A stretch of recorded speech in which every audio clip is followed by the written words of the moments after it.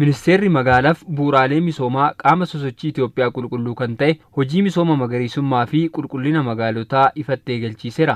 Sagantaa kanarratti haasawa kan taasisan sadarkaa ministeera muummee itti aanaatti itti gaafatamaan giddugala qindeessaa ijaarsa sirna dimookiraasii fi pirezidaantii itti aanaan paartii badhaadhinaa obbo Adanfaaraa magaalota ammayyaa'oo hawwattoo fi qulqulluu taasisuuf hooggansi sadarkaa hundatti uummata hirmaachisuun kutannoon hojjechuu qabaa jedhan. Sochiin misooma magariisummaa fi qulqullinaa ifoome kun magaalota miidhagsuun cinaatti faayidaa hawaasummaaf diinagdee kanneen akka carraa hojii uumuu, dandeettii oomishaa guddisuu fi dhukkuboota sababa hanqina qulqullinaan dhufan ittisuuf ni gargaaraa jedhan. በከተሞች የጽዳትና አረንጓዴ ልማት ስራዎችን በከፍተኛ የህዝብ ንቅናቄ ለማስፈጸም magaalotatti hojii qulqullinaa fi misooma magariisummaa sadarkaa olaanaatti duula uummataan akka raawwatamu gochuun karoora qabamee bu'a qabeessummaa taasisuuf hooggantootni naannolee fi bulchiinsi magaalotaa sadarkaan jiran gahee isaanii bahachuu qabu. Keessattuu karoora sadarkaa giddugaleessatti qophaa'e ka'umsa taasifachuun haala qabatamaa naannoo keessaniitiin karooricha guutuu taasisuun qaamolee dhimmi ilaallatu hirmaachisuu fi uummata sochoosuun magaala itti fufiinsan qulqullinaa fi magariisa taasisuuf hooggantootni dhaabbilee hooggantanirraa eegaluun dhaabbilee dhuunfaa fi hawaasa fakkeenya ta'uu qabdu.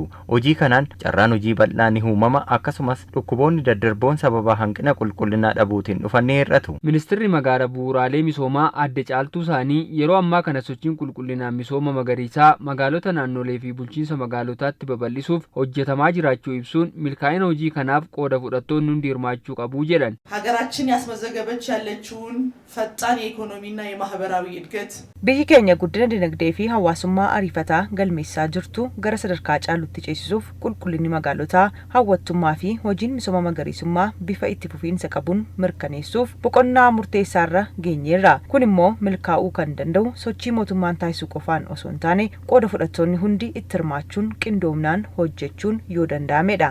Kantiibaa itti aanaan bulchiinsa magaalaa Dasee Shimallis Geetaachoo fi kantiibaan bulchiinsa magaalaa Jijjigaa Shaafii Ahimad muuxannoowwan gaggaarii sochii kana keessatti galmaan gara magaalaa isaaniitti babal'isuuf qophaa'oo akka ta'an himaniiru. እንደኛ ከተማ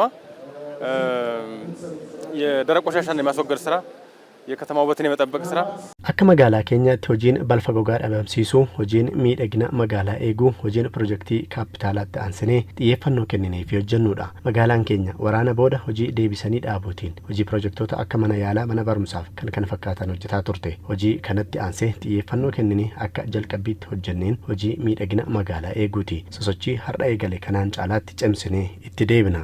ቢሮ አካባቢያችን እንዴት ማስተካከል እንችላለን? ናናዋ ቢሮ ኬኛ akkamitti bareechuu akka dandeenyu magaalaa keenyas akkamitti hawwattuu akka taasifnu gama hojii qulqullinaatiin hojiiwwan hojjetaman irratti muuxannoowwan gaggaarii qooddanneerra waan ilaalle kanas magaalaa keenyatti fudhannee uummata hirmaachisuun hojiirra oolchuuf ni hojjenna.